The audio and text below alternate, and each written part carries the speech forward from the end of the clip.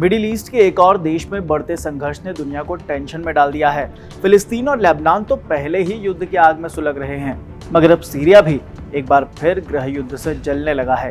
दरअसल सीरिया में विद्रोही गुटों ने अचानक हमला कर दिया। वैसे तो सीरिया में पिछले 13 साल से गृह युद्ध चल रहा है, लेकिन अब नए हमले के बाद से गृह युद्ध का भी एक नया चैप्टर शुरू हो गया है। दरअसल सीरिया में हजारों विद्रोहियों ने अलेप्पो शहर में घुसकर शहर के एक बड़े हिस्से को कब्जे में ले लिया। बीते 72 घंटे सीरिया के लिए मुश्किल भरे रहे। विद्रोहियों ने शहर में घुसकर दर्जनों सीरियाई सैनिकों की हत्या की। बताया गया कि विद्रोहियों ने सीरियाई सेना के अड्डे पर भी कब्जा कर लिया और वहां रखे हथियार भी उन्हें मिल गए।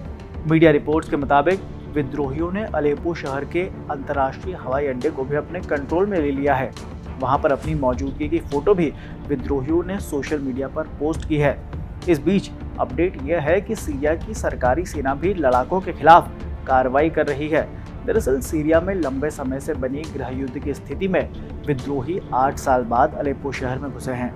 इससे पहले वहां पर महीनों लड़ाई चली थी और सरकारी सेना ने विद्रोहियों को बाहरी इलाकों से सीमावर्ती गांवों में खदेड़ दिया था, मगर उसके बाद पूरे शहर पर सरकारी सेना का कब्जा था। लेकिन 6 दिन पहले शुरू हुई लड़ाई ने अचानक स्थितियां बदल दी। हयात तहरीर अल शाम के लड़ाकों ने दर्जनों सैनिकों की हत्या कर शहर पर कब्जा कर लिया।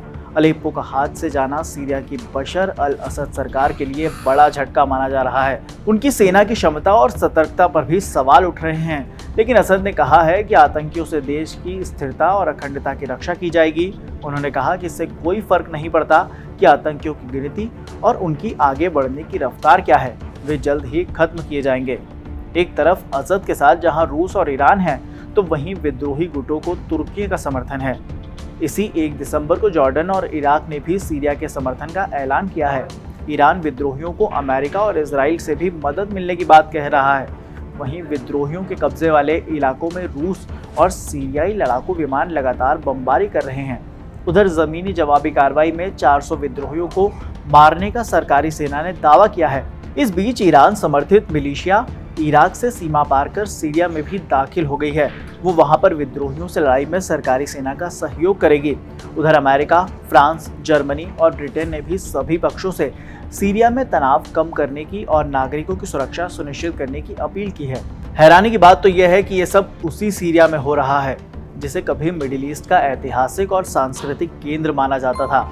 अलेप्पो भी दुनिया के सबसे पुराने शहरों में से एक है, मगर अब गृह युद्ध की वजह से ये भी पतन की ओर है।